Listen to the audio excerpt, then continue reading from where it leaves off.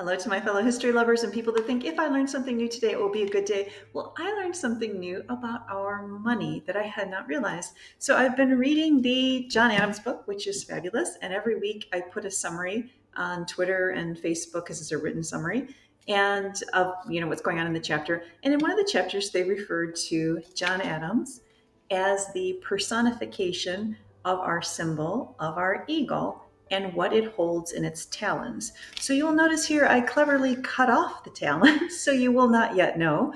But I want you to think for a minute. If you're trying to create a symbol of your nation and you wanted to show balance between peace and war, what would you have in the talons? And let me show you what we have.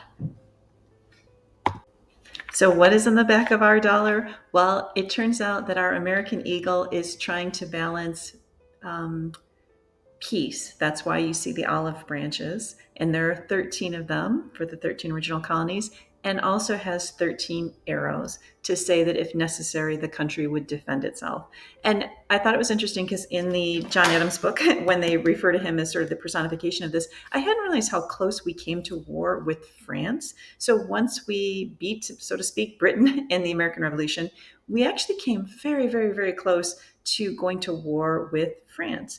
And Adams was the one who stood strong, trying to not have us go to war, for which he got a lot of grief from the press. And there was sort of a lot of warmongering going on, but he did not think the country was set up for another major war. Thank you, Adams.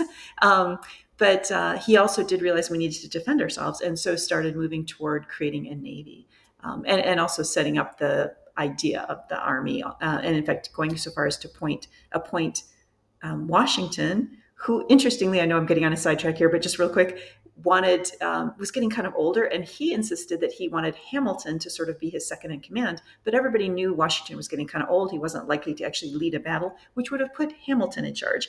And John Adams thought Hamilton was the next Napoleon and wasn't happy about that. So he tried to strong arm Washington, even though he's president, kind of says, I'm president now. And Washington knows full well that basically anything he says, if he's not behind it, it would be hard for Adams to get through. So he says, no, I want Hamilton. And Hamilton, at least according to this book, kind of frothing at the mouth, wanting this war with France. But Adams keeps us in peace. Anyway, that was a slight aside. This is a great book, by the way. And I will see you tomorrow.